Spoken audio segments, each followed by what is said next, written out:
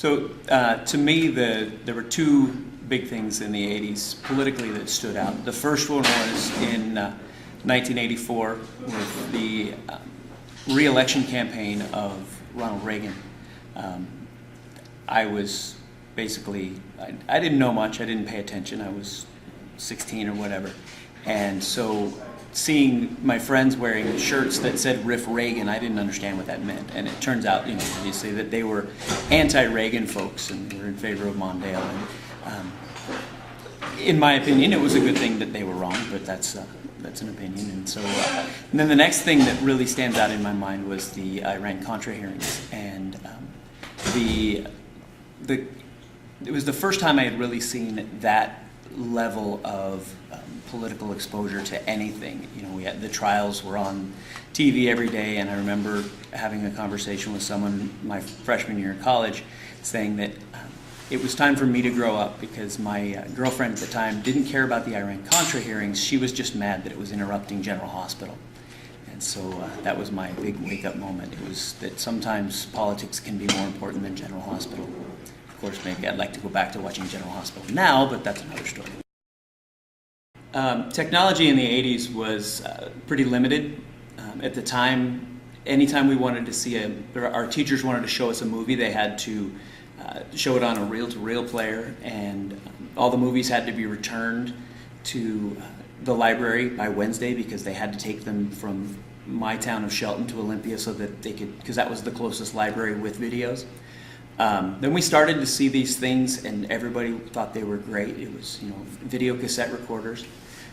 The other big thing that stands out in my mind is the personal computers. And my family didn't have one, but the family that lived directly behind me, they had two. We called them Trash 80s at the end, but they were Radio Shack TRS 80s. The other thing that probably had more impact on me was the Walkman.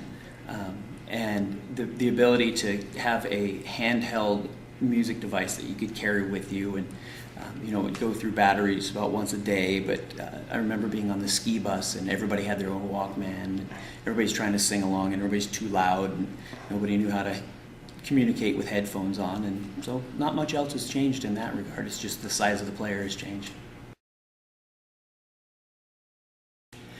The big local emergency that stands out biggest in my mind is the eruption of Mount St. Helens in 1980. When the volcano erupted on May 18th, I was in, I think, 6th grade, and it didn't affect us because of the way the winds were blowing, but my brother, who was at Washington State, they actually made finals optional. They didn't cancel finals, they made them optional. But on May 25th, the following Sunday, the volcano erupted again in a smaller eruption, and the way the winds were blowing then, it did blow northwest up from Mount St. Helens up towards Shelton. And I remember riding my bike around with a bandana across my face, just feeling like I was in an ash storm. It was coming down like rain normally comes down. And then going up on my roof in the days after, just collecting jar after jar of ash, and just knowing that I was going to be able to sell this ash to somebody and become an ultimate millionaire. You say 80s sports, you immediately go to the Miracle on Ice, the 1980 Winter Olympics, when the USA defeated Russia and then went on to win the gold medal in hockey. For me, my personal interest, the 1984 Winter Olympics or Summer Olympics were in Los Angeles, and that was the summer before my sophomore year in high school, and I was a swimmer, and I watched every event that I possibly could in swimming, and just remember being so excited to see, Rowdy Gaines and Lunk and all these just studly swimmers, Pablo Morales doing the butterfly. It was just an amazing experience for me to watch that in what I thought was live coverage, and so it was really fun. And there's obviously, anytime you have the Olympics of that scale, it's a lot of national pride, and so it was pretty darn cool. Militarily, there was a lot of stuff going on that didn't have an impact on me directly. I remember at the end of the 80s when we went into Iraq for the first time, things were pretty tense because being a college student, I had some friends who were being sent over. I remember having conversations with friends who were about to go. It's like, dude, I'm leaving tomorrow.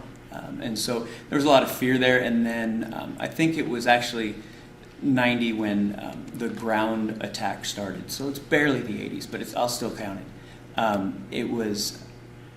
was singing in a show, and I think we were in Ritzville or some small town, and we got the news during the intermission. And I remember that the next song, or the next solo that was sung, was a song from Les Miserables called "Empty Chairs at Empty Tables," which is about losing soldiers. And we just sat back there and were just like, the impact that had on us, because it was the first time that we actually knew people who were over there. It was incredibly powerful, and chills still go up and down my spine right now, and that's 22 years later. So it's definitely the first Iraq, Operation Desert Storm was the one that sticks in my mind the biggest.